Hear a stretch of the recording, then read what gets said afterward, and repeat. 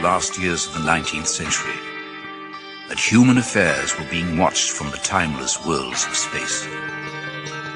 No one could have dreamed we were being scrutinized as someone with a microscope studies creatures that swarm and multiply in a drop of water.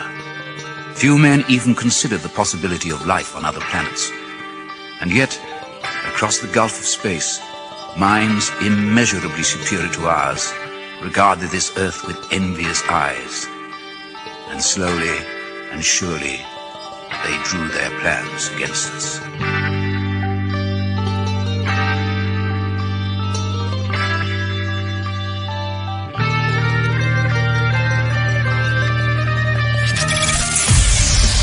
Broadcasting live from a tiny studio somewhere in North America. This is Dark Matters Radio Live.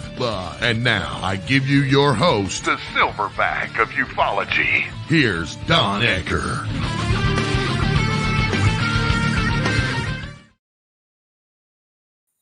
Well, ladies and gentlemen, good evening. Welcome back to a brand new episode of Dark Matters Radio.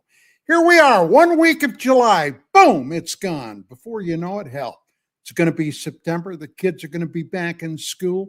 The next thing looking at us will be Halloween. I mean, where in the hell is the year going? Well, let me tell you, tonight we're going to do a little twist, okay? This is going to be a little different, and I'll tell you in a second why, but this past week, you know, I've been slowly healing. I've been having some problems with my back. It's been a real pain in the rumpus, but I've been working through it. You know, I've been every day getting a little bit better. And in the middle of all that, the 4th of July popped up, which since I've been a little kid, always been one of my favorite national holidays.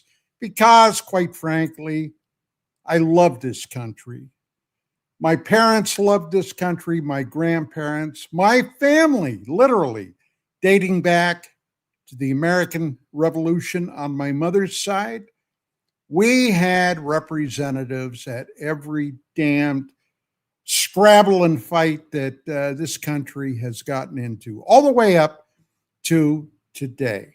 Now, with that being said, I was thinking, you know, maybe it's time to do a change up with Dark Matters Radio. Now, if you've been watching me, if you've been following me for any length of time, you know that I've been involved in this UFO business going back literally multiple decades. I was the director of research for UFO Magazine.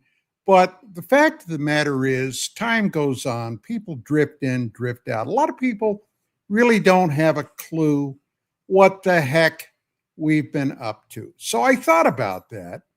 Then I talked to my two co-hosts, Mark Center and Gerry Kissell, and I said, guys, I've got an idea. You tell me what you think. I said, every week, we try to have a new guest on here with information about what's happening in the field.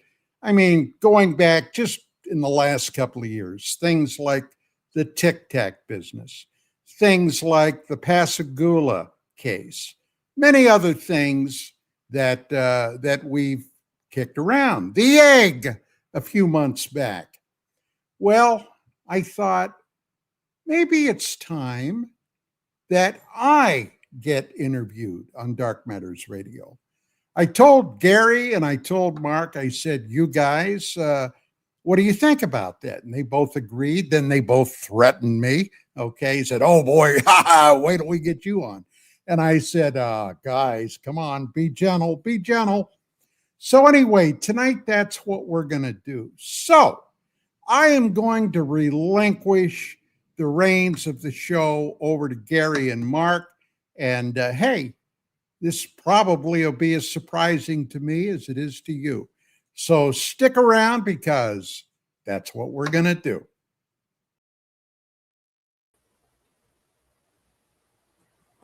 Good afternoon. Hey, it's Mark. Dark Matters Radio. Welcome to the Abbott and Costello of the UFO game. The Laurel and Hardy. All right. And I'm all for it. Asking Don a few questions, both in the back. Because there's so many things that we know about Don that we don't get to talk about much. And Bill Skywatcher is here to make sure that we're fired if we go over the line. So we're back on the spot because you know how direct he is and blunt. Well, you guys gotta return the favor now. So I'll be watching. I'm not getting involved, and I'll be in the because I'm not gonna do it. But I'm looking forward to you guys entering and Mark, you know Don for so many years. So I've known Don since the early 90s when the autopsy was released. I tracked him down through his magazine. I started to fax him and call him. He didn't know me from Adam.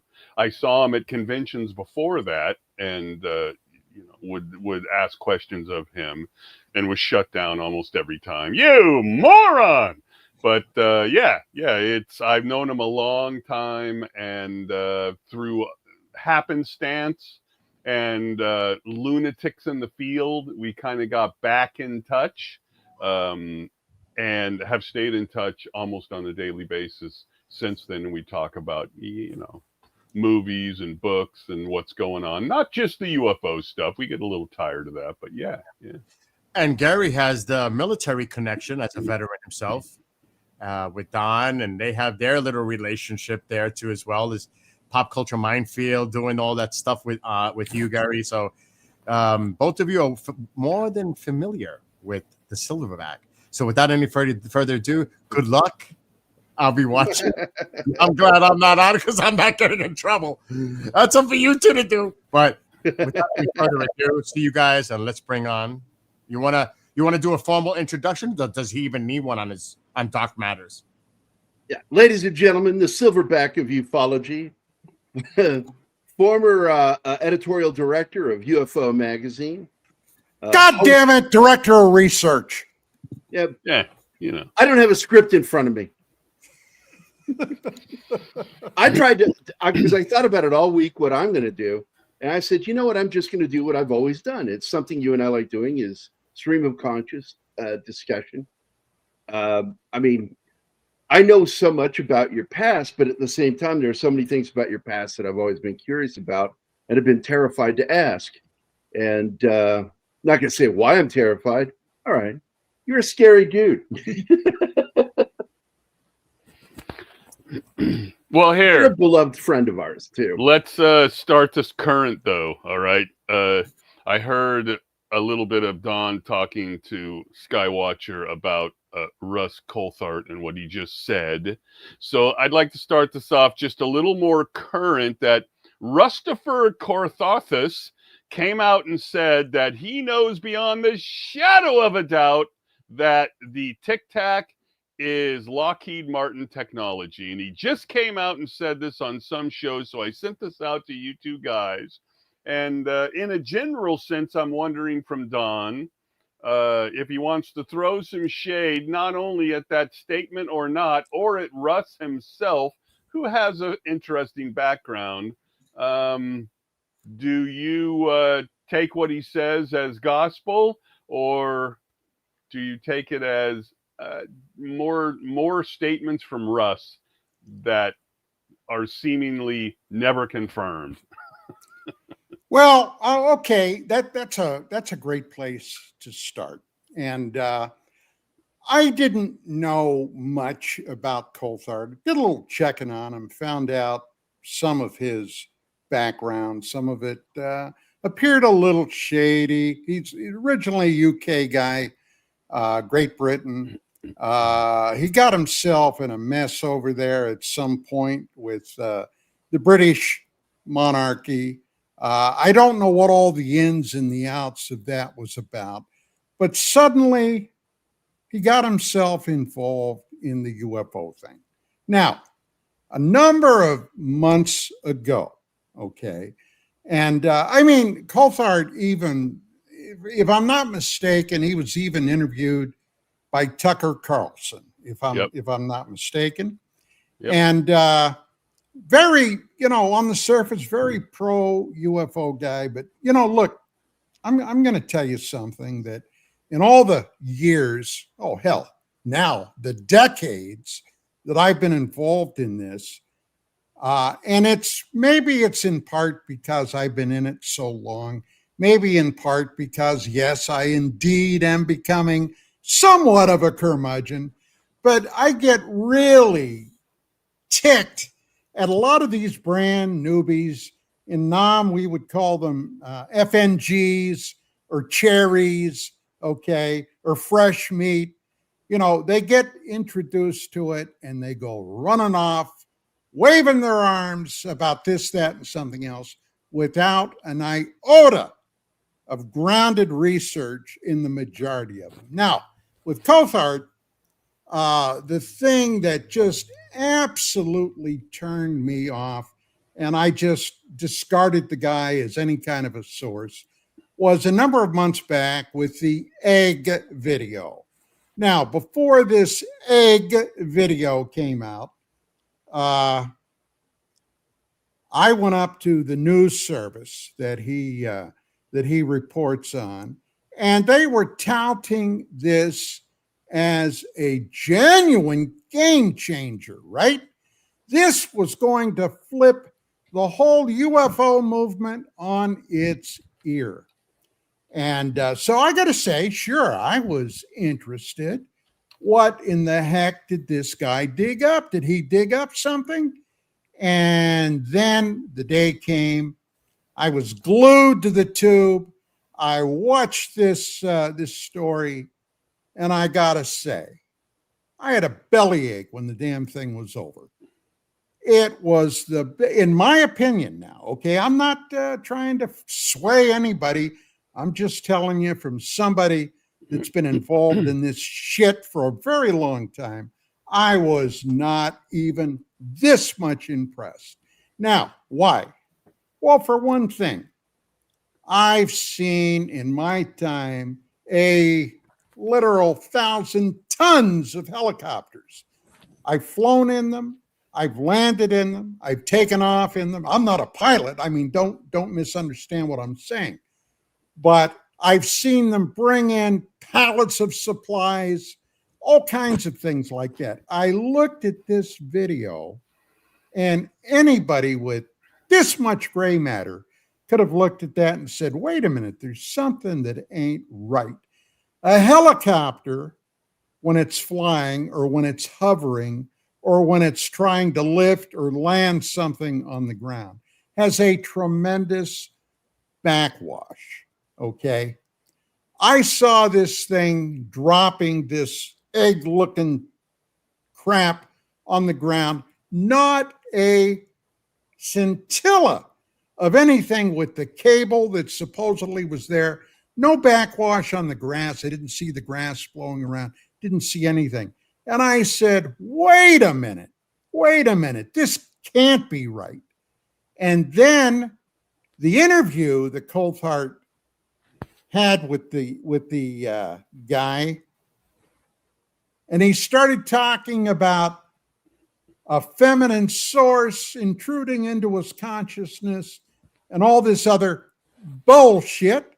And I said, nah, this guy is full of it. So from that point forward, Coulthard was nothing to me. This guy is just another asshat clowning around in the field, loving his time on the TV, on the screen, and that's about it. So does that answer your question? Yeah. Just a quick follow up before Gerry gets going. Would you put this in the same asshat basket, or would you put the people in the same asshat basket as Lou, Corbell, and even George Knapp to some extent nowadays? And look, we're staying quiet on this because we could go back and forth. This is about you. This whole all these new people who have jumped into this, similar to the 90s. Some are still here, Greers, some are still not. Some are still not. would you put it in that same, all these people in that same sort of deal where, what's your view of what they're looking for most importantly? All of these new people, what are they after? What are they looking for? Well, on the surface, they'll tell you they're looking for the truth. Okay. Mm-hmm. Now, each of those people you mentioned, you can't clump them into one group. Okay. You got to look at them. And this comes from when I was a criminal investigator. You got to look at each one individually. You mentioned Jeremy Corbell. Corbell. Okay. I don't know Corbell. I did one time interview him with George Knapp a number of years ago. And if I remember correctly, it was not on KGRA digital broadcasting, but it was on Cyberstation USA. I'd have to go back and check. Mm-hmm. I mean, Jesus, guys, I've been I don't broadcasting since 91. Okay. A lot of these things now are running together in my head. But anyway, I did interview him. I got to say that I was not impressed by anything he said then.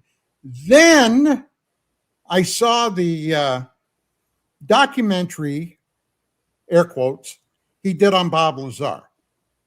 Now, a lot of people may not be aware of this, but I've been on the Lazar case since it broached back in '88, while he was still not identified, only as Dennis, an electronic blackout.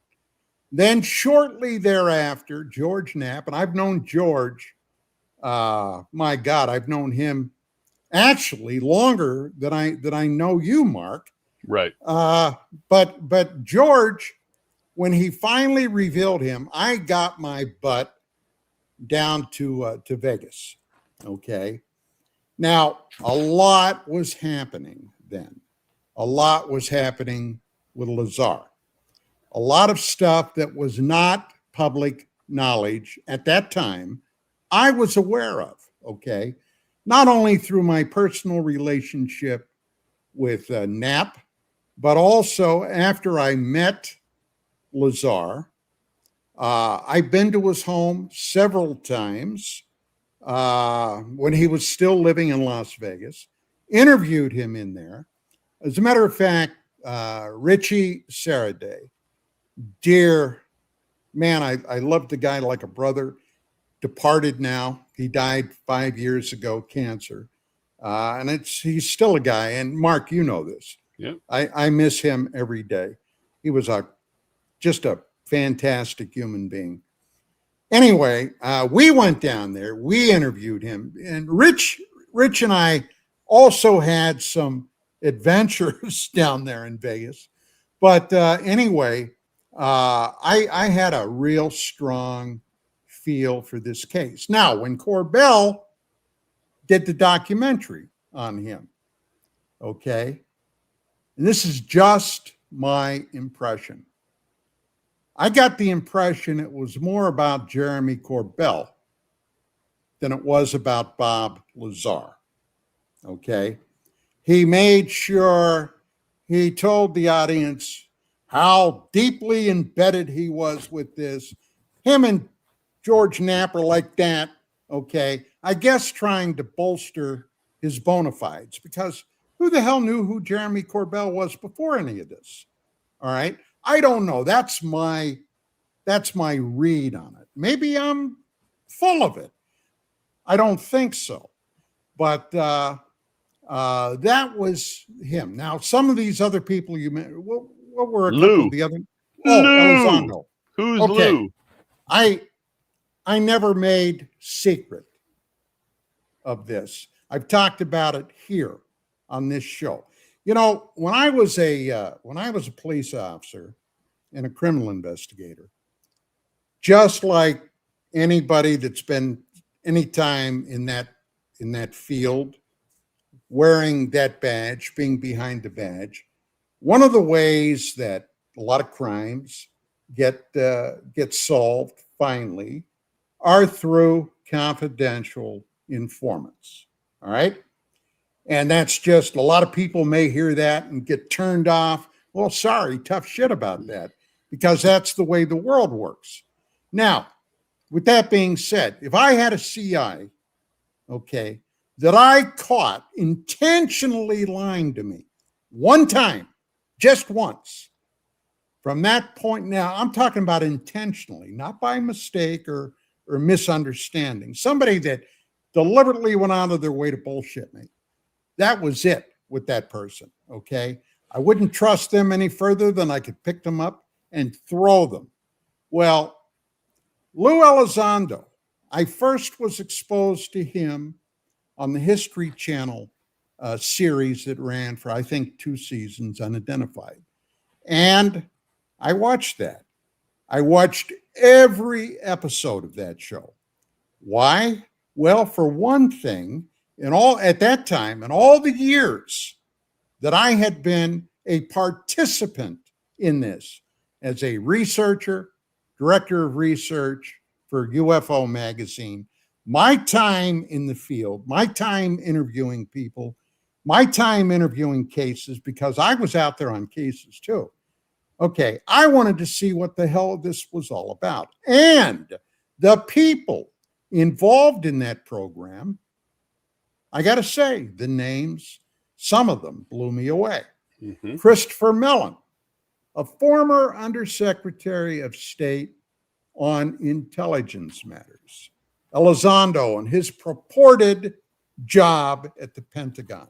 Hal Puthoff, okay, who was a CIA scientist. I mean, all these guys have been crossing my debt. Well, Puthoff has, not Mellon, not Elizondo.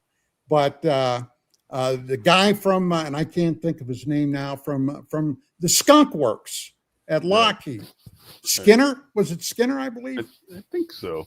Yeah. Well, at any rate. And then, of course, Tom DeLonge. Now, when I saw that, boom, I said, what in the hell is going on? Tom DeLonge? Blink, what was it? Blink 182? Yep. What the hell's he doing there with these alleged heavyweights? I never could figure that out, but I watched it, okay? And I got to say, I was intrigued. Well, then it went off the air. And another very good friend of mine who now, unfortunately, is also no longer with us, Tracy Torme, okay, screenwriter, movie producer, you name it. Tracy was in the middle of Hollywood. The guy that brought us Fire in the Sky. The guy that brought us, what the hell was that TV show? Sliders. Yeah, Sliders. I mean, this guy was no lightweight. Yep. And he called me up and he said, Don, he said, have you been watching this Unidentified? And I said, yeah, we chatted about that because Tracy had a very deep, abiding interest in the topic, in the subject. And he said, well, this Lou Elizondo, he said, do you know him? And I said, no, I don't know him. He said, well, I'm going to try to track him down. Well, he did. Okay. They started talking. Elizondo obviously knew who Tracy was, knew who his dad was. Mel Torme, the Velvet Fog. Okay. Oh, for decades, a singer that, you know, his fame went around the world. So when Tracy got back to me and I said, hey, well, I got a question. I said, you know, I'd love to interview him on Dark Matters Radio. I said, would you ask him if he would mind if you gave me his telephone number, and when it's convenient, I'd like to call him and talk to him.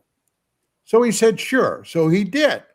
Now, I'm only going on my cop mentality right now, okay, with what I'm about to tell you. This is what I think happened. I can't prove it, couldn't go to court and testify, but this is what I think, and I'm pretty good at figuring things out. You guys know that. Mm-hmm. You've known me long enough to know that. So anyway, I finally call him, And I told him, I said, Lou, this is Don Ecker, Dark Matters Radio. Tracy said that, blah, blah, blah. He said, oh man, I can't talk to you. He said, I'm up to my eyebrows in alligators right now. He said, I got your number here. He said, I'll call you this weekend, then we can talk. I said, cool. So, buddy, that whole weekend, I spent real close to my telephone. Never heard a word, not a word. So I let a few days go by because I didn't want to seem like I was, pushing him. But I let a few days go by. Then I called him up again. And I said, hey, Lou, it's Don Ecker. I waited for your call. You never, oh man, I've been so big. He did it to me again. Okay. He shined me on for a second time. But he was going to call me on the weekend. Okay. Well, the next weekend came. The next weekend went. And it didn't take a freaking house to fall on me that this guy put me on the shine. He was ghosting me. Okay, why? Well, then I put my cop mentality to work. Back in the early 90s, I embarrassed the Pentagon badly. Okay? I broke 2 stories, not just in the magazine, but on national television. One story I broke on Larry King Live involved the Phobos 2 Soviet probe encounter with a huge something in Mars orbit that was destroyed. Now, where did I originally get that information? Well, a very close, personal, and I loved the man, friend of mine was Zacharias Sitchin, okay? The guy that brought us, you ready? The Anunnaki. Everybody's talking about the Anunnaki today. Nobody had ever heard of it before Sitchin's series of books came out. And in his book, Genesis Revisited, all right, he talked about that probe. Well, then I met Dr. Marina Popovich. Who the hell was she? Well, Marina Popovich was the former Soviet Union's answer to Chuck Yeager. You know who Chuck Yeager was? Look him up online. I'm not going to sit here and tell you about Yeager. But I will say this. Yeager was the first guy that broke the sound barrier in his aircraft, a rocket plane called the Glamorous Glennis, I think it was. Well, Marina was also a retired Red Air Force pilot who went through cosmonaut training. She was one of the elite of the old Soviet Union. Her former husband, as she told me, before he ran off, dumped her for his much younger secretary, had been General Pavel Popovich, the first human being in history to rendezvous with another spacecraft in space, okay, back in about 1962. Now, not only did she tell me about that, she told me about a lot of UFO incidents and cases that happened in the Soviet Union, including Russian attempts to shoot down UFOs and what happened to them. Well, she told me and brought me the photograph. If you go up online on your search browser and you see a picture of her holding that photo of the Martian moon Phobos and this thing behind the Martian moon, okay, I was the guy that brought that originally to the public because she had given me a copy of it. And I was on Larry King Live when I showed it for the first time. Okay, then we ran it in UFO Magazine. Well, there was a lot of heartburn over that from sources unnamed because as it turned out, NASA never a straight answer. NASA was part of that program, Phobos 2. Why? Well, at that time, there was behind the scenes chatter between between NASA and Glavkosmos, the Soviet space agency. They were talking about the possibility of a joint mission to Mars using Russian cosmonauts and American astronauts. All right. This is back in the very early 90s. And the date at that time they were planning for was around 2014, 2015. Well, of course, those years came, they went, never happened. But that's what they were talking about then. Well, that was one incident. The other incident happened in 1992. The end of May and in June of 92, I broke the story of the space shuttle mission STS-48 and its encounter with a unknown object and what could only have been an attempt to shoot that object down. Now, at that time, Vicki and I, my wife, who was the publisher, she and I had a source back in Washington, D.C., somebody that worked in a defense publication. And we got a lot of behind the scene, not anything classified, obviously, but we got a lot of things from this source that panned out and we used in the pages of UFO Magazine. So, about a day, 2 days after my appearance on Larry King Live with the STS-48 story, I get a call from this guy. And he said, hey, Don, he said, what's been the feedback since your appearance on King? And I said, well, to tell you the truth, nothing. I said, we haven't heard a word from anybody.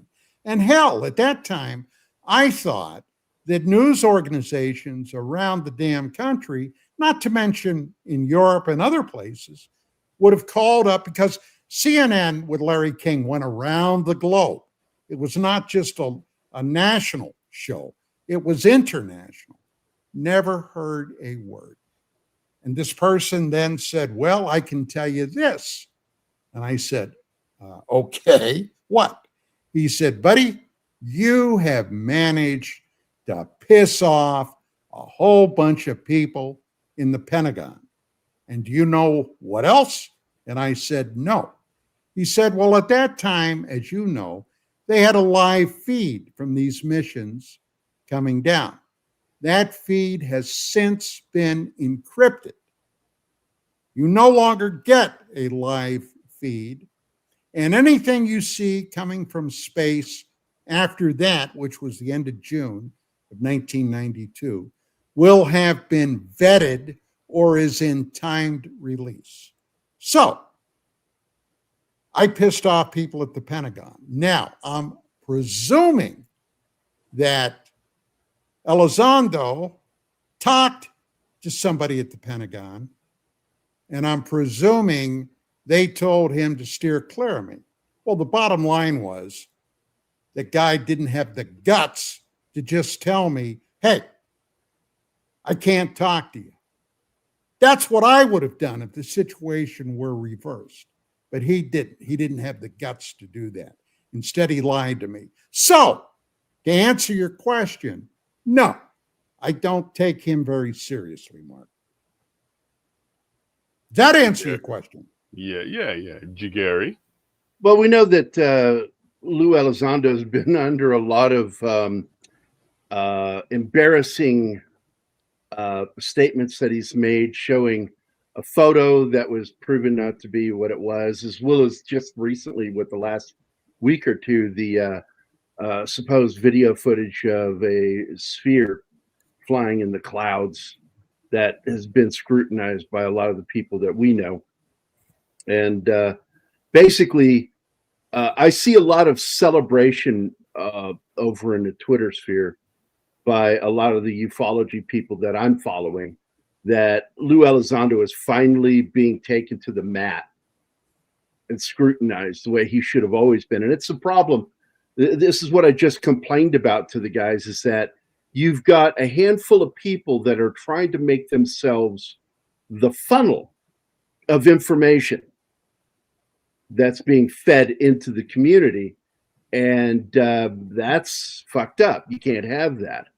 It's got to be an across the board shared thing, or it's being controlled, which is why, you know, so many people are saying that Lou Elizondo and Jeremy Corbell, and your old acquaintance as well, are basically controlled information spouts. And it falls back to disinformation, to where you don't know how much of what you're getting from them is truth and how much of it is intentional disinformation being done and controlled by, I don't know, the CIA, FBI, NSA. They're all in cahoots with this stuff. And it's gotten to where now, being friends with Mark here, I don't trust anybody anymore. And I don't trust anything from the History Channel, because I think the History Channel is another resource for government agencies to control that outgoing information and to put choke points in there. These guys got what they wanted, Gerry. They wanted money. They're getting money for it. Well, I don't know if it's always money. They wanted to be a funnel that the stuff would come through, right? So then they get the stuff from whomever so they can be the funnel. They asked for that. Well, that's a problem. And the question I have, Don, is when it deals with these guys, I feel like, you know, I want to know what you think. Do you consider that moment when Jeremy Corbell and your old acquaintance said that they had dead man switches was the moment where everybody questioned, where you couldn't trust them anymore? Because if they have information that they have on a dead man switch, why isn't that being released? Well, okay. I guess this is one of those occasions where I've got to be brutally honest. And the fact of the matter is, as soon as I heard dead man switch, I thought to myself, horse shit. Greer. If there's anybody, Yes. anybody that at some point, and hey, this is not self-aggrandizement, okay? But if there's anybody that got involved in some sticky situations over the last 30 plus years, it's yours truly, okay? Like I said, I broke some big stories. I embarrassed a lot of people. I butted heads with people at the Pentagon. I butted heads with people in NASA. Every skeptic at that time in the United States, people like Oberg. Jim Oberg, okay, is one. But back in those days, the great big bugaboo was Philip Klass. Now, Klass was a world-renowned skeptic, and I busted his bubble so bad in January of '95. He was a guest on my radio show. At that time, it was called UFOs Tonight. Very, very popular show on the cable radio network, CRN. And we got into a discussion about the Washington, D.C. overflights in July and early August of 1952. Okay. And he was poo-pooing the whole thing. Oh, that was crap. It was this, it was that. And I said, he said, and you know, they finally flew a jet in, okay, to DC. Took them an hour to get it there. they finally got one there, and nothing was there when he showed up. And I said, well, Phil, they flew it in from Delaware. Yeah. And I said, Washington, D.C., there's Air Force bases all over. Why didn't they fly it from there? Well, they flew it from Delaware. I said, look, the fact of the matter is, and I checked with Al Chop. Do you know who Al Chop was? At that time, Al Chop was the public civilian spokesperson for the Air Force dealing with the UFO situation, which in the early 50s, believe me, newspapers all over the country were running stories on UFO situations and cases. It's not like today or like it was 15, 20 years ago, where you barely ever see any mention of the topic. Back then, they reported on it, okay? And I said, Chop told me the reason it took so long to get a jet there was because all the Air Force bases in D.C. at that time were being resurfaced, all right? They were being repaired and resurfaced. Now, remember, this was the dawn of the jet age. This was a hell of a lot different than when everything was propeller-driven aircraft. These jets were like the Sabre jet, the F-86, the Super Sabre, the F-100, and a lot of others, the F-94 Panther, and all these other jets. Okay, they did a lot of they had to keep things in repair, and class on the air broke up, screaming at me, bullshit, bullshit, bullshit. Now, this is 1995, right?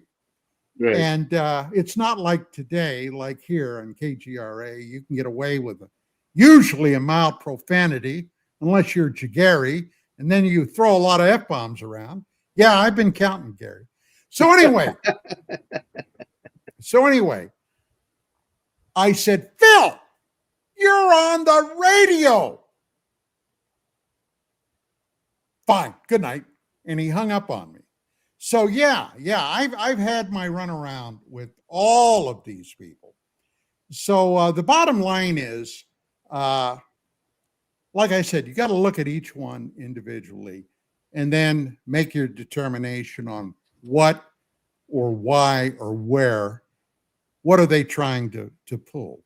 And in the case of some of these people, like you won't mention his name, I will, Steve Greer. Greer many times has been shown to, let me be polite here for a second, to misrepresent the facts, okay? Whereas at one point he was declaring he had been briefed at CIA, all right? And at the time, if I'm not mistaken, the guy that was in charge of CIA, I think was Woolsey. At any rate, this story got around so much that Greer was claiming to have been briefed by the CIA director, that Woolsey came out with a public letter saying, no, I was at dinner with my wife and another couple, and this guy approached our table and started talking to us. And that was the extent of any briefing. So yeah, a lot of it is pure, unadulterated horse shit. That was a mild profanity, by the way, Gerry. That was a mild one. It's also fertilizer, so it's okay.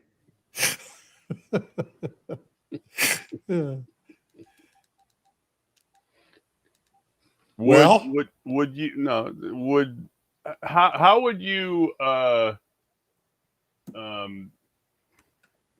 conceptualize what's going on today as what went on in the 90s, which was a huge deal, a huge time period for, the release of the videos and the videos and the stories and the this and the that. In what ways is what's happening today different in some profound way than in the 90s when we had our last huge blow up on this subject? Well, once again, at the risk of sounding like I'm blowing my trumpet, I'm not. I'm just stating the facts. In the early 90s, going up until about roughly 1997, there were few and far between weeks when I, as a representative of UFO Magazine, was not on some talk show. The shows that I did almost weekly were, well, God, I can't even think of a lot of the names now of the shows that I did, but they were reporting on UFO stories weekly, okay? And shows that you would never think. Oprah Winfrey, for God's sake, all right? They had Bud Hopkins on there, and that was something else. But some of them were very tawdry. Some of them were pretty good because they seemed like they were shooting for the facts. And there were a lot of other things at that time that fanned the flames. One of the most popular TV shows, and here we are, 2025. All right. Think back to if you were around. A lot of people that are into this field today, God, have been born between like 93 and 2000. So they may have no reference or context to some of the things I'm about to say. But one of the most popular, not to be missed TV programs on the tube at that time was The X-Files. Okay? The X-Files with agents Mulder and Scully. All right? And when I tell you that was especially for the UFO aficionados, was a not missed program. Oh, God, it was. The first season was spectacular. And then Chris Carter got a little away from the alien thing. He couldn't believe it. They lost a lot of viewers. They wanted UFO stuff. They got back to the UFO stuff, and it blew right along. This was one reason. Another reason was that, well, for example, then we had UFO Magazine. We were publishing it every month. Okay, it was literally going around the world. We did a lot of stuff in there, including brand new book reviews, what was happening in the field, I'll give you an example. In about 95, all right, now we had, because of what we did, we had a lot of connections with Hollywood, all right? Knew a lot of people in Hollywood. I knew a hell of a lot of producers because of all the appearances I had been making on a lot of these TV shows. And we got word that a new film was in the works called Independence Day, ID4. All right.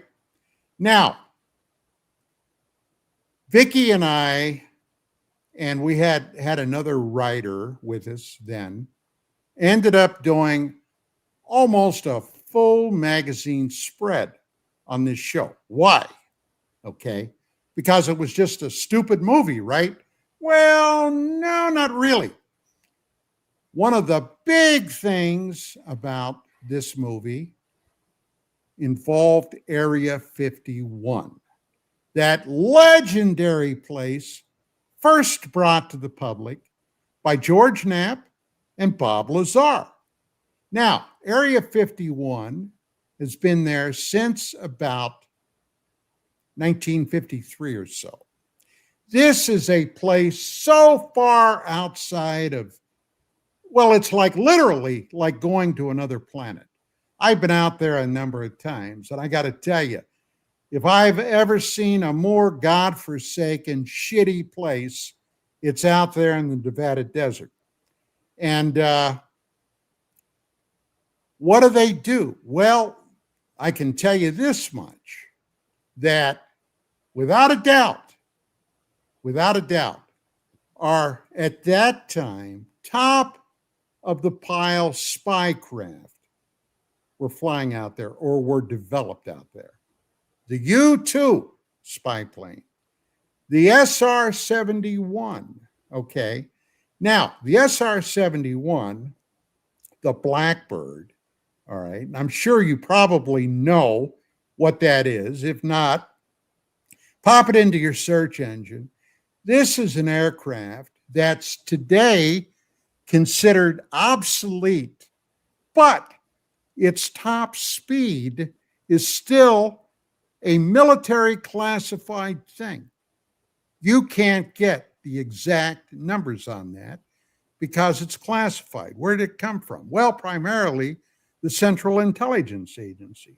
Remember, when this thing really became known to the public was later. But when I was in Okinawa, okay, before I went back to Vietnam, I was in Okinawa.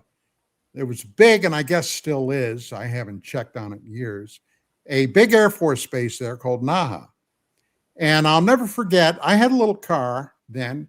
I forget what I was doing. I was on some off time. I was tooling around. And I drove down the highway there past the airfield. Suddenly, now, I will also mention this, that at that time, we were dropping bombs by the gazillion, okay, in places like Vietnam, South Vietnam, Cambodia, Laos. We didn't talk about those things. And occasionally North Vietnam. A lot of those aircraft, those B-52 bombers, were flying out of Okinawa. As a matter of fact, one time I can remember driving down there and seeing the 52s lined up on the airstrip being loaded with 500-pound bombs. All right, I can remember seeing this. Wish to hell I'd have had my camera. I'd love to have taken some pictures of that.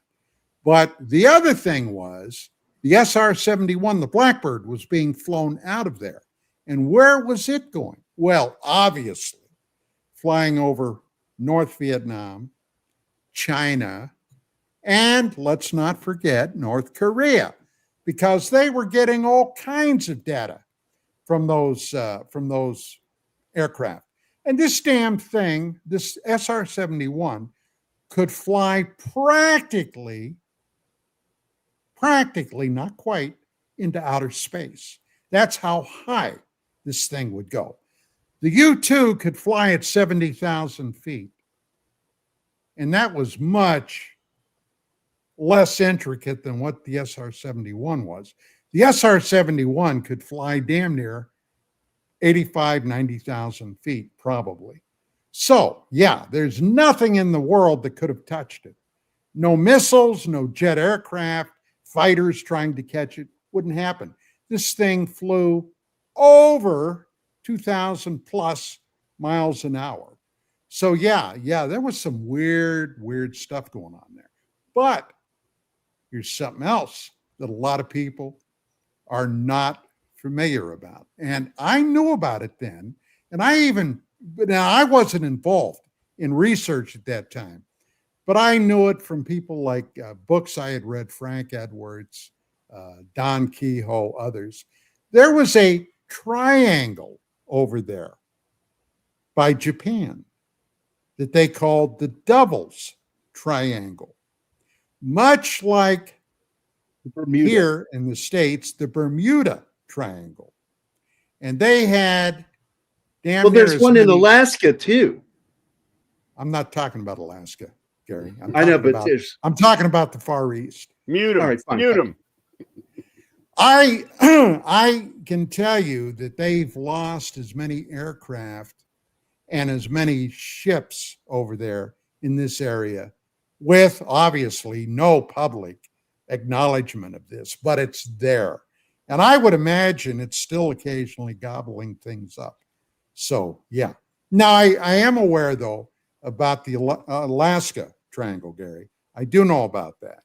But, yeah, this is something that I knew more about than what supposedly is up in Alaska, where, incidentally, close to that area is purportedly an underground, under a mountain, extraterrestrial base. And we've been hearing stories about that. Oh, the literally Black for Pyramid. decades. Yeah.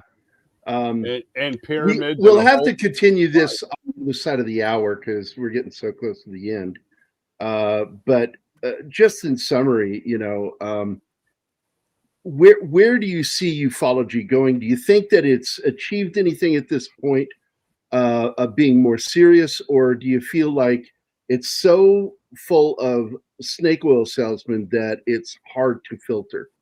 I would, if you guys don't mind, I would prefer to pick that up.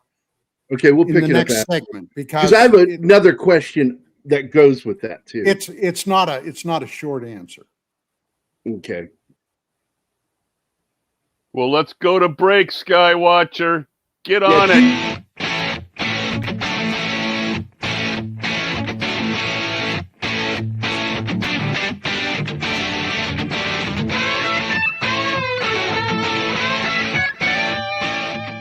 Hold on to your seats, Cosmic Explorers. KGRA Digital Broadcasting, the unrivaled #1 source for raw, uncensored paranormal and UFO talk radio, has just unleashed a sizzling online merch store. Stay cosmic on the move with accessories, rugged phone cases, vibrant yoga mats, and notebooks perfect for jotting down UFO sightings.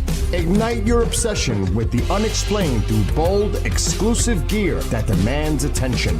Kicking off with the Supernova, the store launches 2 heart-pounding collections, KGRA Digital Broadcasting and Bishop James Long. Every item you grab helps power the network and its groundbreaking shows. Stand with the truth seekers. Act fast, score your stellar swag, and join the uprising today.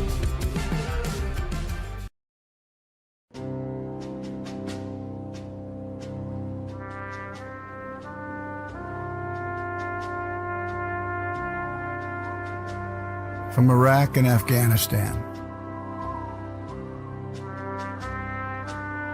our brave warriors are coming home, wounded. Some with wounds you can see, some with wounds you can't see.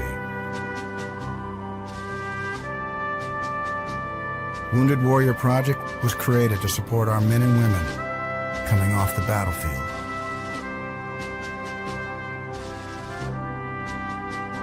Please help carry these warriors the rest of the way home. Get involved at woundedwarriorproject.org.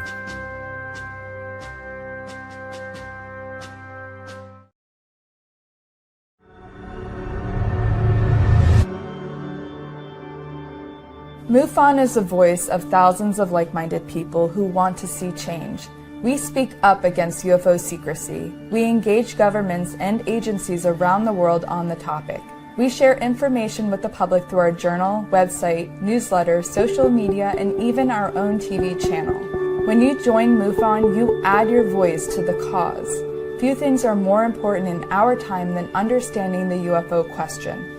Join MUFON. Find your friends.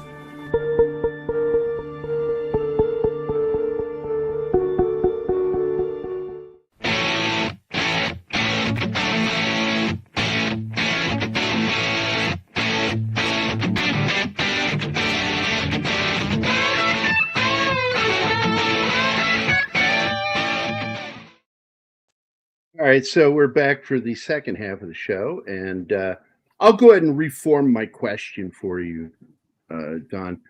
Where can because there's a lot of people that are new to this. You would call them the uninitiated. Where would some of these uninitiated that really do believe that there's might be intelligent life and UFOs might be real, and but aren't sure where to go? And there are so many people out there spreading disinformation.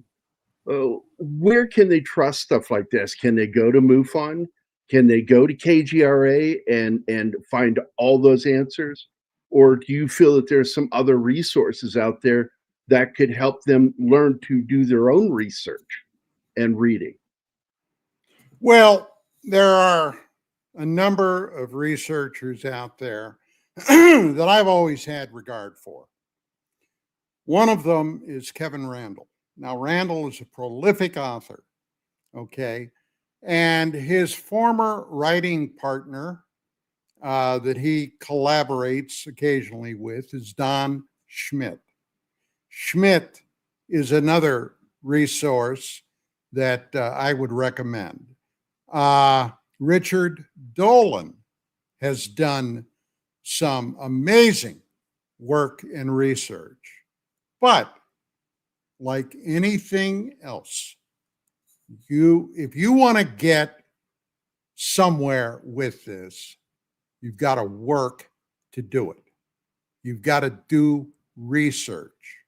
You've got to look at what has been done previously. Books like, for example, Above Top Secret, one of the earlier books by Timothy Good. Books like Larry Fawcett and, oh God, it's right here somewhere. Okay. Books like "1776." No, that's not going to do it.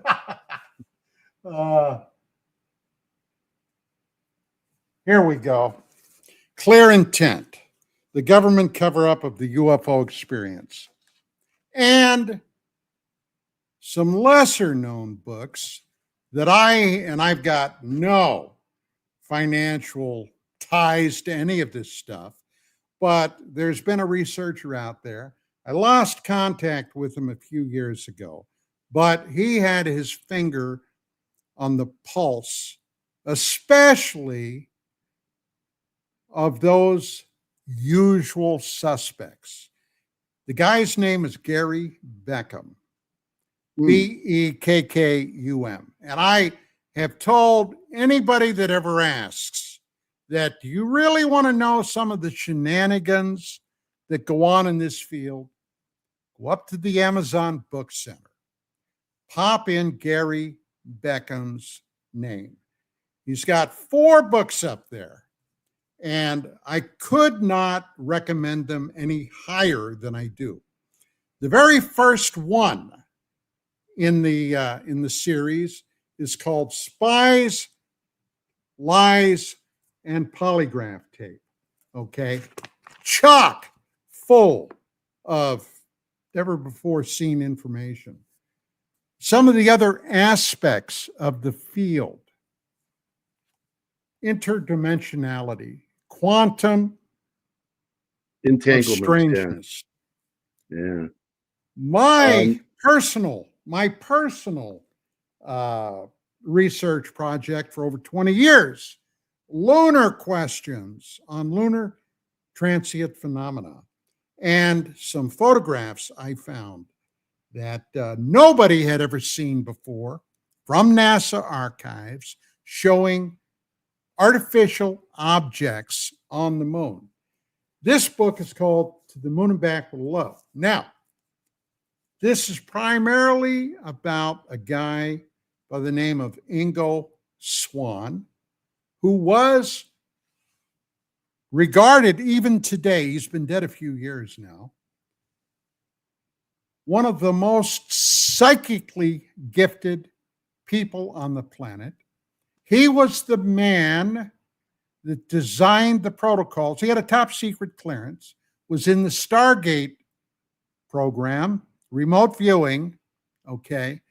And the people that I talked to when I was still at UFO Magazine about that program, to a man, were absolutely awestruck by Ingo Swann. Now, I knew Ingo. I met him because of my moon research.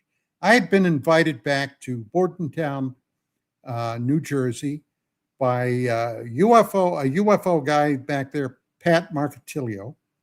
And he asked me if I would come back and give a talk on my research on the moon. Now, basically, my thesis was then, and still is, there is a presence on the moon. It's my belief, not only my belief, but other things over the years that have come forward, that there is perhaps a very ancient base on the rear of the moon. The side of the moon we never see because it's tidally locked, okay, circling our planet. We never see that. But the astronauts did. So did the Chinese when they sent their robot probes up there, and the Russians. Now, both China and Russia and Japan, okay, let's not forget Japan has a booming space agency, okay? Don't talk about what they see up there. And I believe that there's, I don't know if it's an official agreement or if it's a, coin a term, a gentleman's agreement, that there are certain things that our governments will not address. That would certainly be one of them. But Swan came down to hear my talk. We met, became friends. He had family out here on the West Coast. Occasionally would come out to see them.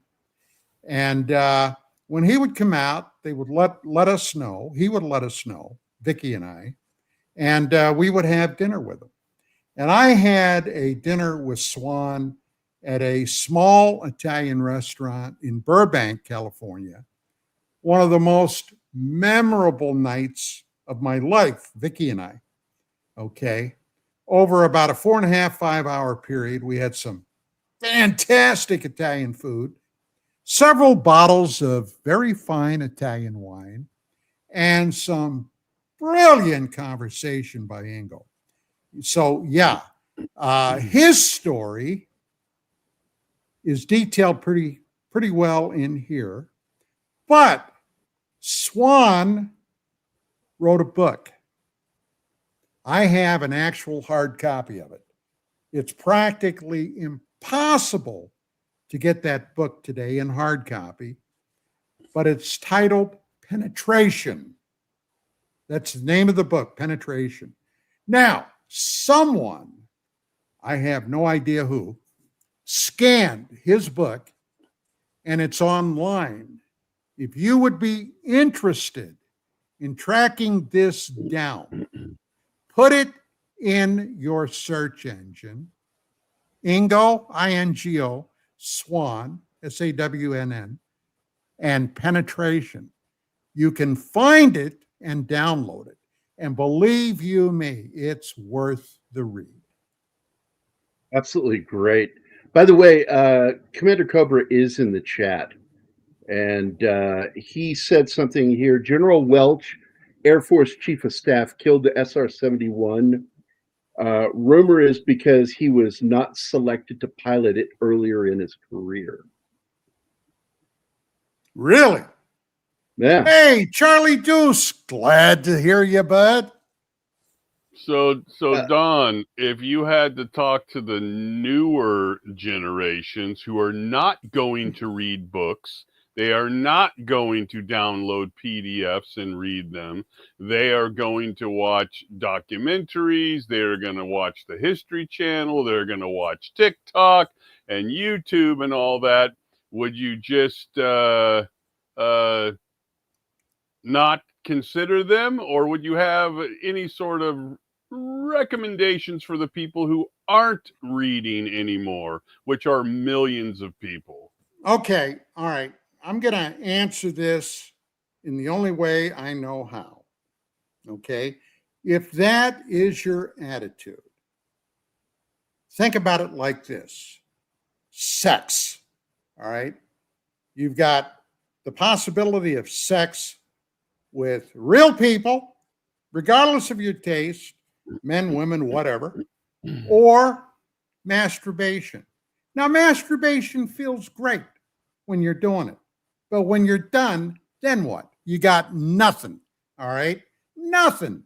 And if that's how you're going to react toward the UFO topic, that I'm going to watch YouTube videos and I'm going to watch people on TikTok, and I'm not going to waste my time actually finding out what's been there before.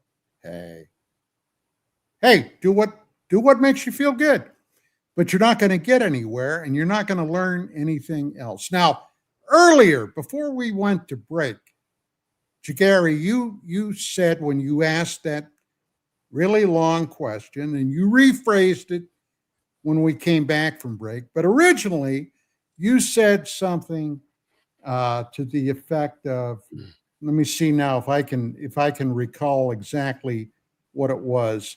But the bottom line was people that what's the difference today between back in the 90s or whatever? Do you see much difference?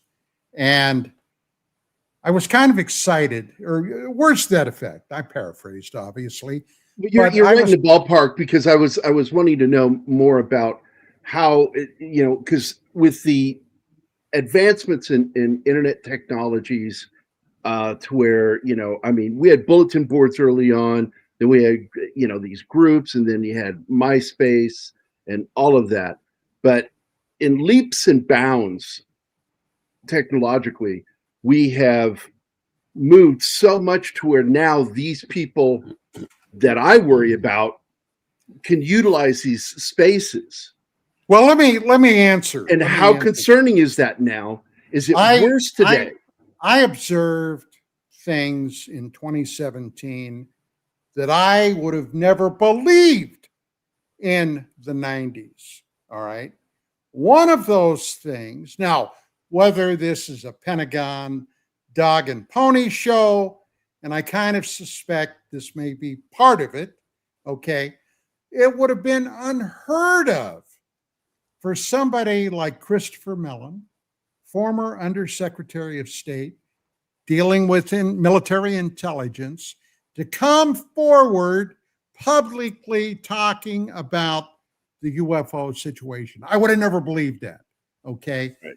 When I tell you that I butted heads with these people, there was a firm mandate.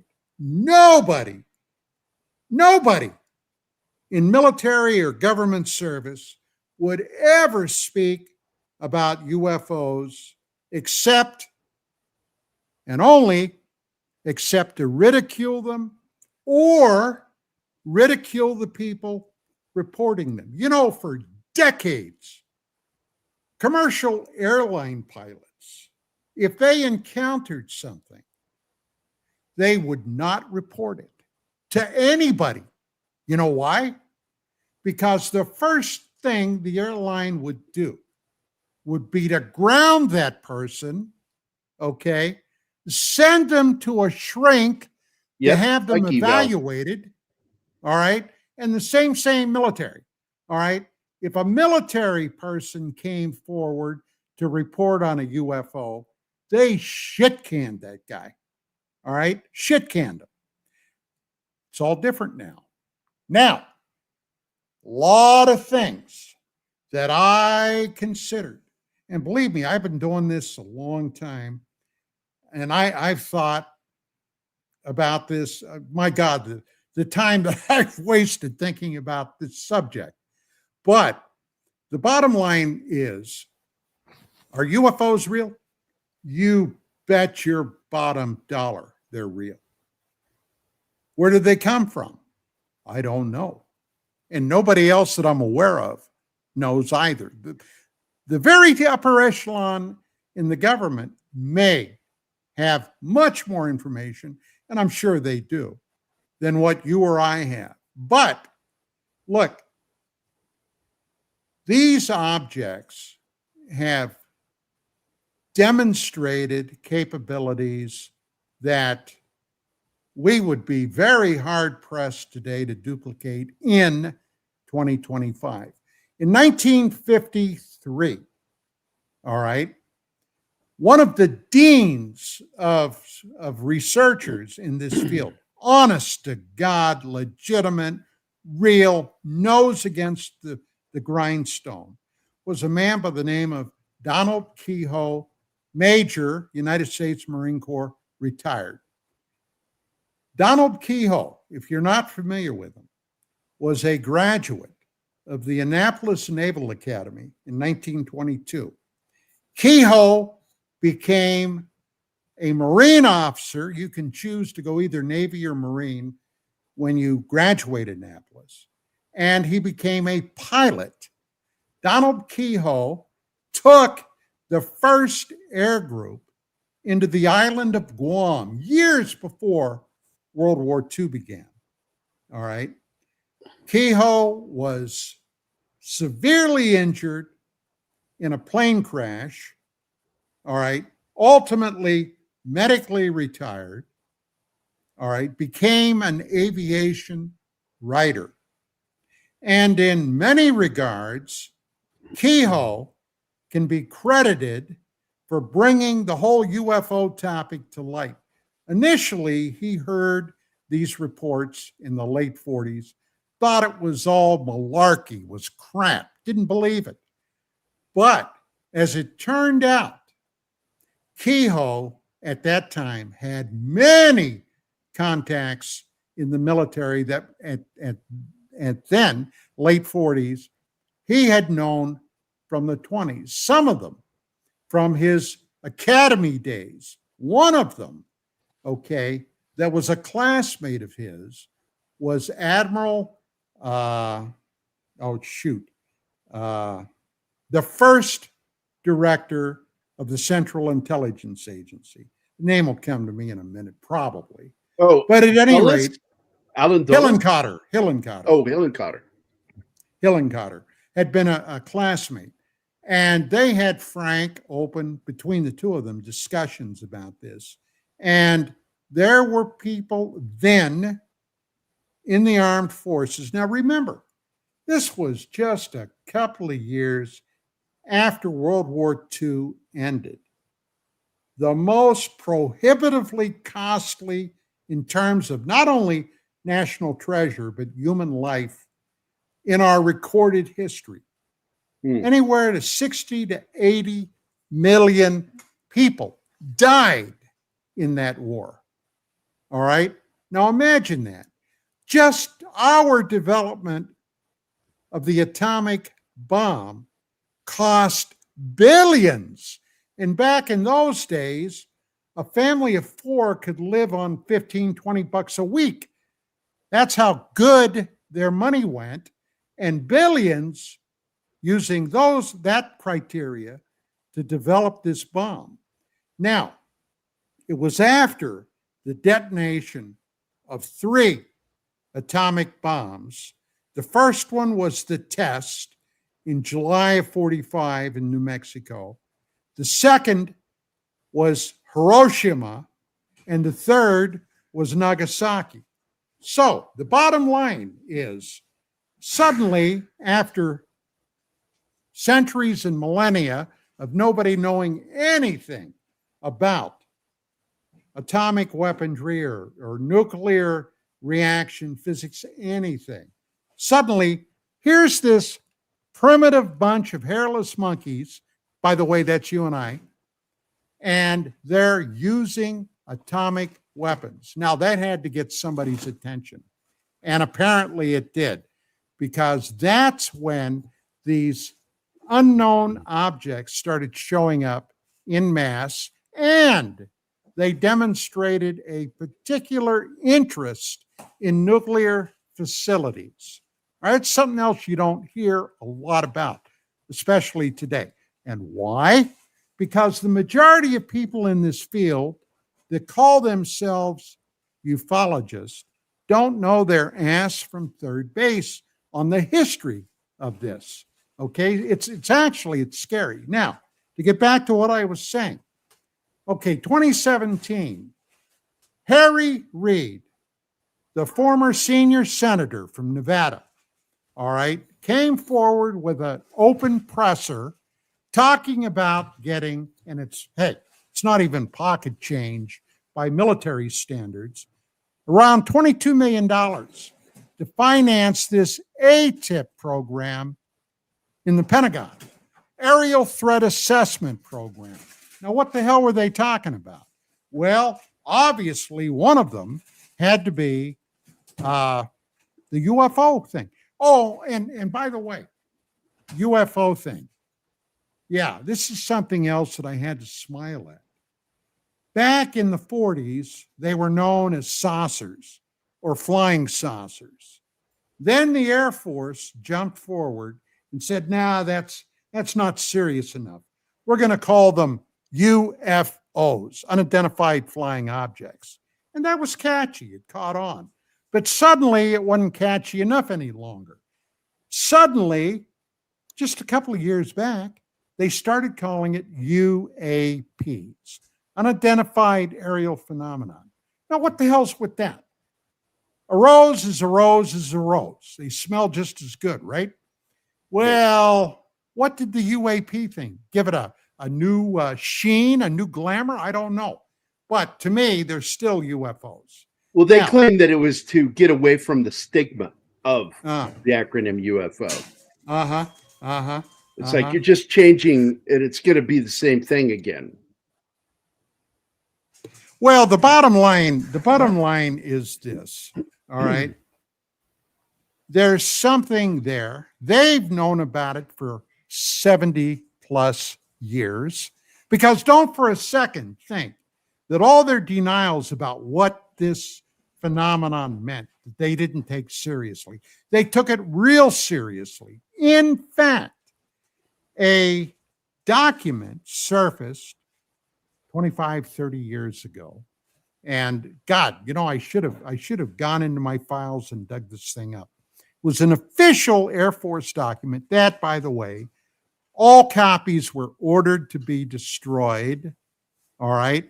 And a few escaped destruction. But they talked about the fact that this was probably an interplanetary phenomenon. This is back in the 40s. All right. It was officially signed by a brigadier general. Okay. It was sent upstairs. They kicked it back and said, no, we can't have that. Destroy all these copies. And, well, they didn't get them all destroyed. But that was very obvious that the bottom line was, even then, they were fearful of the possibility, because they didn't know who these sentient beings, because obviously UFOs were being piloted by something, some intelligence, what they wanted, where they came from, what were their ultimate aims. I don't know then if anybody took the time to do a historical analysis on this phenomenon, because they could track it back practically to pre-biblical times. There have been things flying around up there, and ancient peoples talked about it. All right. So they apparently have been here a very long time. Now, even in the 40s, if they would have proven to be hostile, and not all incidents were friendly, there were hostilities demonstrated. In some cases, without provocation. I'm familiar with a number of cases where these objects popped up and demonstrated hostility by killing and burning people, or they were basically attacked. At one point around 51, 52, the president of the United States, Harry S. Truman, ordered the Air Force to attempt to shoot one of these or more down so they could examine it and find out where they were coming from. Then cooler heads got to Truman and said, no, that's a bad idea. If they do come from outer space, that would seem to demonstrate a hell of a lot of technology that we don't have. Do you really want to piss them off like that? So that order was rescinded. But over the years, there have been incidents. Marina Popovich, when I met her in 91, I questioned her about incidents in the former Soviet Union. They too had a policy where they attempted to shoot some of these down. It backfired on them. And she told me they lost a lot of aircraft and pilots. They stopped that business. So yeah, these things can take care of themselves. But what are they up to? What do they want? I have no idea. But today, we know much more about this because of things like the congressional hearings a couple of years ago. Now, in the so-called disclosure movement today, there are people out there right now waiting with bated breath for the government to come forward.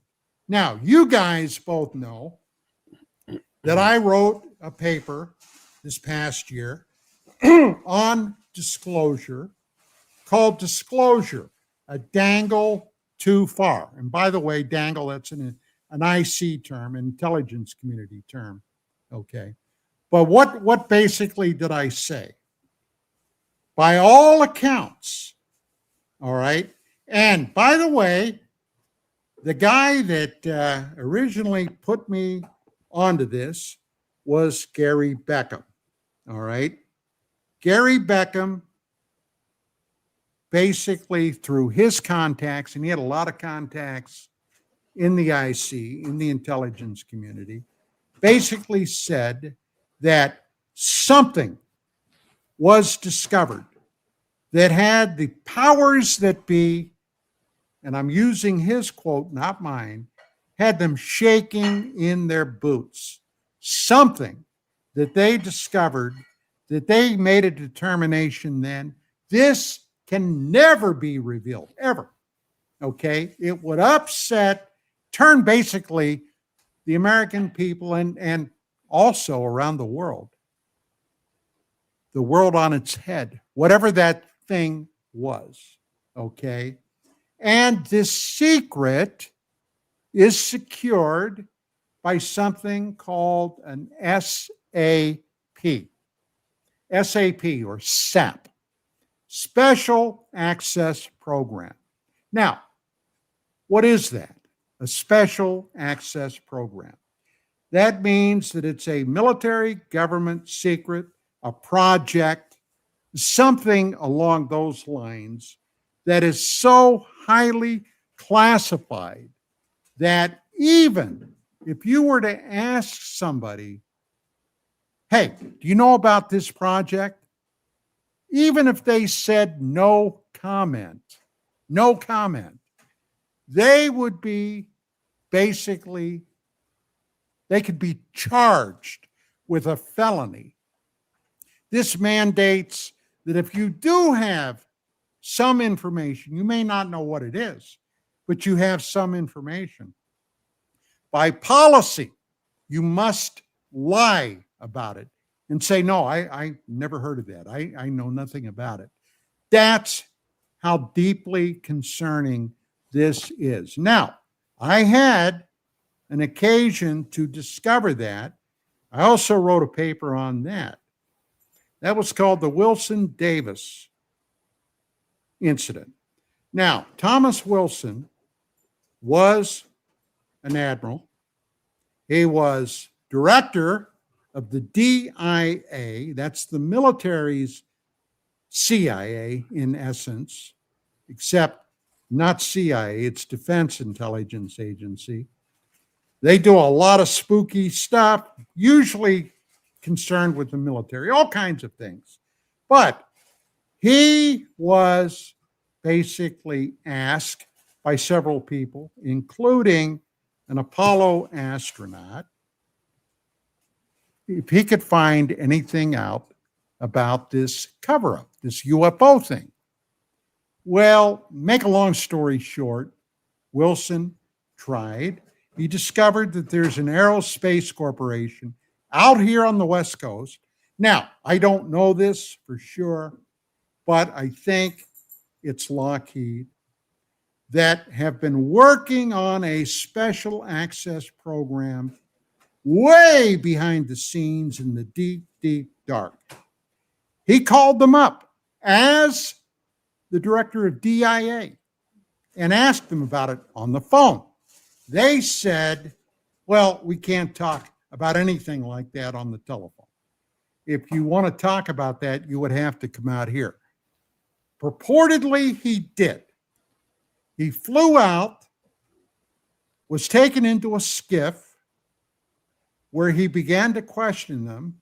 The director of security at that place said, wait a minute. He said, I've got to get the Bigot book out, the Bigot book. He pulled out a book. The Bigot book basically has the names of those people authorized with a need to know.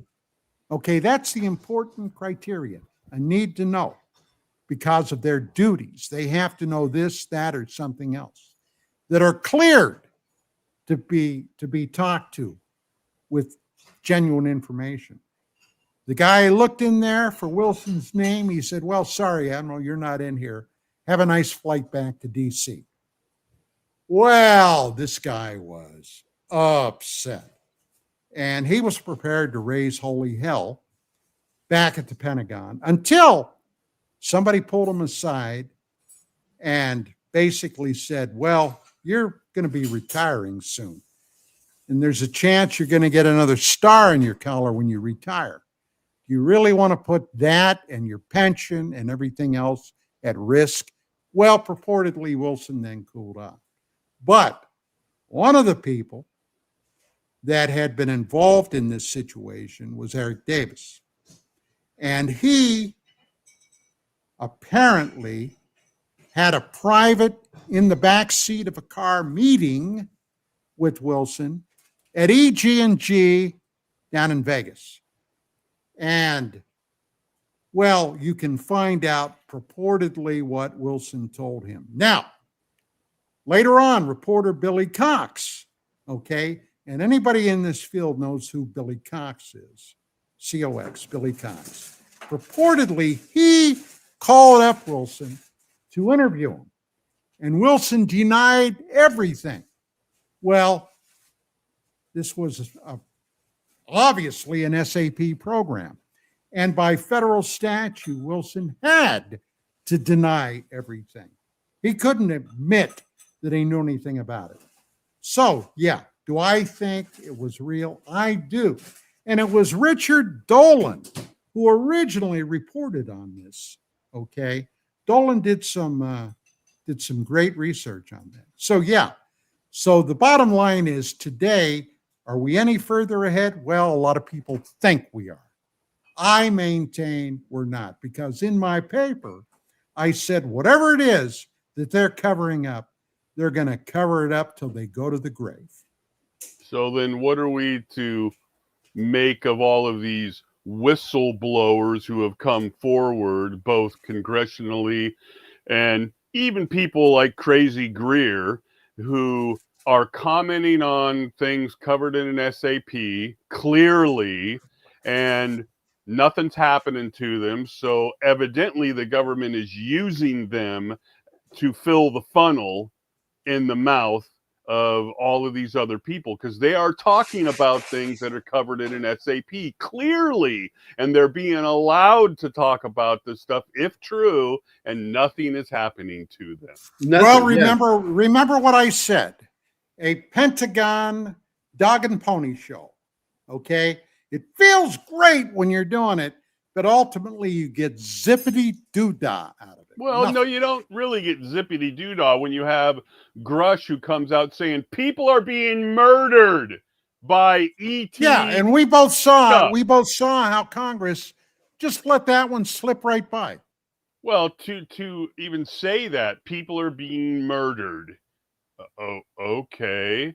Murdered in association with an SAP program?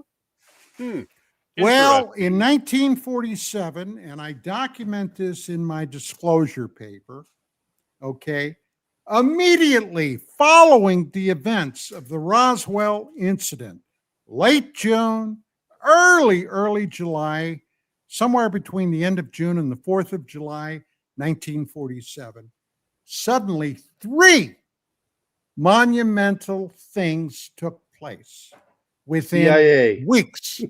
Number one, okay, the Air Force, the Army Air Force was extracted from the United States Army, and they were made their own separate military agency. Okay, now Who has control of the skies, supposedly? The U.S. Air Force. All right, the Army was now out of the picture. Number two, even at the height of World War II, all right, we did not have a central intelligence authority. We had the OSS, but in many regards, they were a bunch of cowboys dressing up in German uniforms, parachuting in behind the enemy lines, blowing things up, shooting people, that kind of thing. But when it came down to real, honest to God, intelligence, probably the best of the bunch at that time was the United States Navy, bar none. But suddenly, they take all of that and they fold it into a brand new government agency called Central Intelligence Agency. Pop, right there, a brand new bunch of spooks. And the third thing that happened, and this is the most chilling of all, the National Security Act was signed into law. Now, why do I say it's chilling? It's chilling. Well, quite simply because if this act is enacted, anything up to including premeditated murder may be conducted under the guise of a threat to national security. A threat to national security. If you are deemed a threat to national security and they want to take you out, poof, no problem, you're gone. Now, could this be some of those people that Grush was referring to? Look, the thing about Grush, and that's curious in itself, okay? Here's a guy that admits he's on the spectrum, the autism spectrum. Now, the guy definitely was an Air Force officer, definitely had a high security level, but why would they pick him to go forward? He had no firsthand knowledge of anything dealing with UFOs, extraterrestrials, or any of it. And Grush said on the record in Congress that everything he was telling them was second and third hand information. Why in the hell didn't they demand to get somebody in there that had firsthand information? I found that curious. Then something else, and believe me, when I was in the military, I was in an organization called the United States Army Security Agency, okay? Our command authority was not the Department of the Army. The stuff that we were doing was under the direct authority of the National Security Agency. As a matter of fact, I was in Vietnam twice. The government denied that they had any ASA personnel in the Republic of Vietnam, which was total pure bullshit. The very first casualty in the Vietnam conflict happened in 1961 with a guy, his name was Davis, that was not murdered. He was killed in a firefight with Viet Cong, the first U.S. casualty. Now, they can spin a yarn like you wouldn't believe. And the bottom line is all of it bespeaks of nothing more than a lot of smoke and a lot of mirrors. Hey, look, guys, the aliens, if they wanted to, the aliens could end this business right now. They could land somewhere and announce their presence. They're not doing that. Why? Because whatever they've been doing, apparently they've been doing it for millennia, and they're doing it behind the scenes, okay, where we have no knowledge of it whatsoever. Now, we do know that something is happening, but what the bottom line is, God only knows. I was talking to Don about this the other day, and I didn't do a deep dive on this. There are better people like Red Panda and things that know how to do searches very well. But if you don't know who Richard Doty is or Rick Doty, go under your search engine of choice and type in this: Rick Doty or Richard Doty, UFO, Benowitz, and then try to find information on Doty, like his birth date, okay? Things of that sort. I can search okay. I used a few different search platforms. Nothing came up at all. Well, Mark, this is where I gotta mention this book. Spies, Lies, and Polygraph Tape. Knowing the Future, the UFO Spy Games. Now, what Mark is talking about is Richard Doty, purportedly an AFOSI, Air Force Office of Special Investigations, who was purportedly ordered to run a disinformation program on a civilian scientist. This is a long, involved thing, but a civilian scientist by the name of Paul Benowitz, who the Air Force and Doty drove into a mental hospital.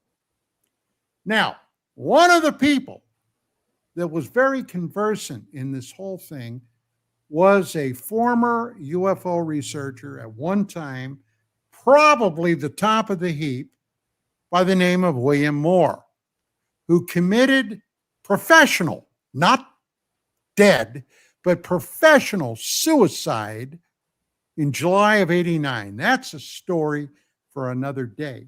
But one of the people that did a deep dive on Doty and what he did, and it's a big chunk of this book, was reported on by Gerry Beckham. If you get no other book, if you're interested in this. Yeah, I just ordered it so I can get my copy. I have one question from the chat for you, Don, that I highlighted, and I promised I was going to squeeze this question in. This is from a member of our audience, Benno from Oz, Australia, 1975. Don, do you feel that the moon was a giant space ark bringing the visitors here to alter / make life on Earth? Well, I have no idea. This I can tell you. This much I do know. Now, there have been people like Don, author in the past, Don Wilson, who basically said he wrote a book, Our Mysterious Spaceship Moon. Okay, there are people that believe that. This I can tell you, that if it weren't for the moon, you and I wouldn't be here. The moon made it possible for life to develop on here, okay? The moon is in a very unique position. It's as if, and I'm not saying it is, but it's as if somebody positioned it to be in this optimum place, all right? Now, we do know that the moon has some vast cavities inside it. Like during the Apollo program, one of the things that NASA did, I don't know what their initial purpose was, but they crashed one of the booster rocket segments into the moon. They deliberately did that. And reportedly, the moon rang like a bell for hours and hours and hours. Okay. Now, what does that bespeak? Well, there's a hell of a lot of hollow space in there. Yep. But as to whether it was an arc, hey, weird things basically have happened. I wouldn't immediately discount that. The reason I bring up the Doty thing is we're all very tied into cyber. We all do our own, lookups and all that stuff. And I don't know. Oh, I was watching Y-Files, an older one where he does a breakdown on Paul Benowitz and all that. It's worth a look for those people who don't want to read. So he does a good job on it.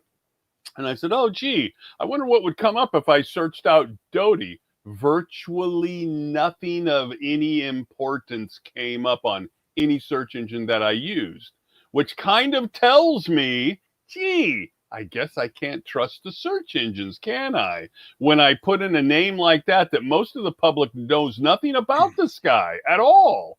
And hey, yet, well, Mark, all you needed to know about that is what happened during the pandemic.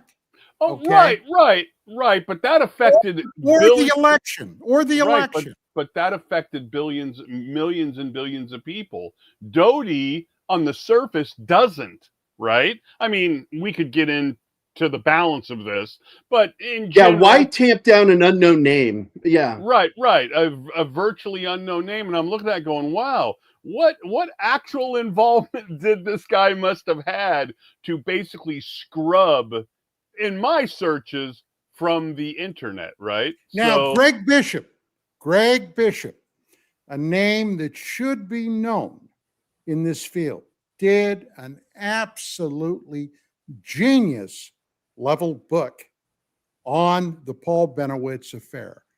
He interviewed, among others, William Moore, and that guy, his hands were dirty, and he interviewed Richard Doty.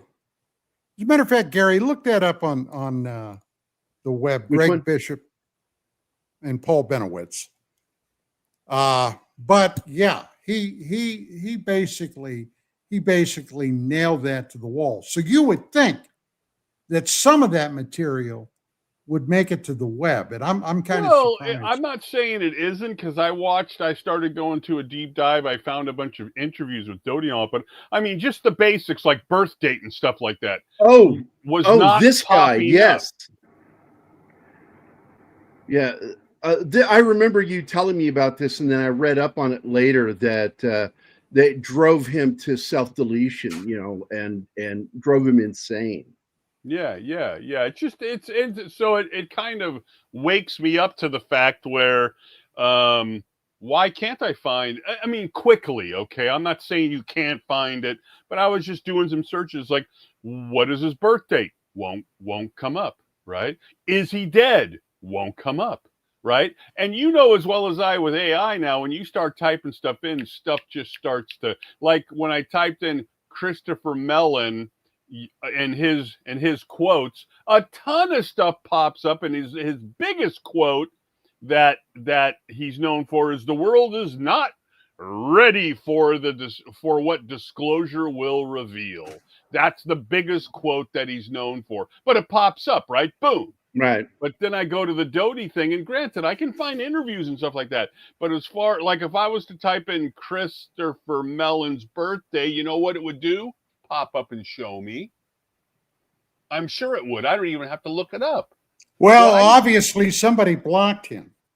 Yeah. Well, I'm going to tell you also, it depends on the search engine too, because like if I look up Don Ecker, because I do this just for shits and giggles sometimes, I'll write things in like Don Ecker believes his own bullcrap, and Google won't show me anything. But I don't look that up, Don. Well, right. No, but I do look up your name. I try. And Brave is the only one that actually does a full AI fallout of layers of comments. Google doesn't do it. Right. Who does a layer? Brave does a layered AI layout of all this information about you. Google doesn't. Even when I request Google's AI, it won't do it for me. Yeah. Odd, huh? On your name. Yeah, somebody at the Pentagon doesn't like you. And, I know that I wanted to come back to that thing because you brought it up earlier, Mark.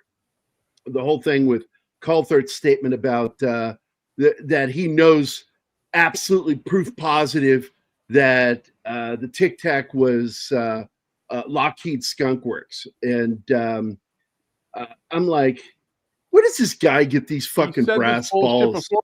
He said the egg was the most important thing to ever be. Yeah, released. I know. I absolutely believe News Nation is nothing more than a front for the CIA. They are a funnel for the CIA. I hope I don't get killed for this. Lots of things I don't mind dying for, but good God, I don't want to die for that statement. I have so many problems with all of that crap because it is a funnel system. And they all seem to be funneling the same way. And this is why I like Red Panda and our good friend Manny, Area 53. These guys are at the front of a current war on social media, fighting these guys. And they're fighting them. And finally, Manny and those guys have actually finally made some headway with hurting Lou Elizondo and all of his narratives. And it's got people from the media now calling him out on his bullshit. Like, how can somebody so in the know keep pulling up these videos that they know aren't real? How do you keep doing that? They may not know they aren't real, but much like Jaime Maussan and his videos that he's been known for since the 90s, they seemingly don't care, and they have to get it out there, just like Howe and the rest of them. Get it out there. We got to get it out there before somebody else does. Is that the videos? The 24-hour news. Yes, the videos. The videos. Videos. Well, you've got that whole since the 90s, we started hitting that 24-hour news cycle, which technically it's a 72-hour news cycle, where the first to get it is more important than the first to get it right. Well, and that's what that falls under. And there's never follow-up. Never any follow, or at least guys like Don, the older guard, they will look back and say, I got this right. I may be wrong on this, or I may have a new view of this now. Well, you're not going to get that from these people. I'm not as up on the Las Vegas reporter Knapp as I probably should be, but I don't know if he necessarily looks back in his own personal archive and clears things up. Because, at one point he said there's evidence in my book about Skinwalker Ranch. And then when Joe Rogan asked him, he said, no, there's no evidence in the book. These guys constantly contradict themselves on Joe Rogan and Sean Ryan. They're always contradicting themselves. Well, and nobody calls them out on it. I gotta mention one thing about Knapp. He and Colin Kellner wrote a book on the Skinwalker Ranch. Yeah. Okay.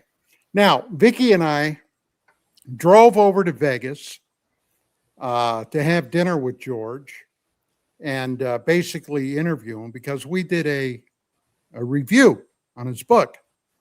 And one of the things that I had heard, not from just one, but several people, was that anybody that spent any time out at the ranch, some of them experienced phenomenon where something seemed to follow them home, like a poltergeist. Okay. So I was talking to Knapp and we were talking about this. And I said, George, I'm just going to ask you up front. I said, you've been out there for God knows how long. And I tried to get him, Knapp, to intervene with Bigelow so I could travel out there. And for whatever reason, of course, Bigelow's tied into the government. He might have asked somebody and said, don't give that son of a bitch anything. Oh, okay. So I couldn't get out there. But I asked Knapp, I said, this is what I've heard. People have claimed that something, an entity, poltergeist, followed them home. George, how about you? That ever happen? And he got real quiet. And then he said, yeah, it did. But then he wouldn't talk anymore about it. Mm-hmm. So, just as a... we got to wrap it up, Don. Yeah, we got to go, Don. Well, I hope you guys... Did you learn anything? Of course, we want to we welcome did. you to the first and only episode of Mark and Gerry interviews. God bless Don Sam Ecker. and Dean Winchester, and we'll see you at the next run around. Double guns. Good night, all.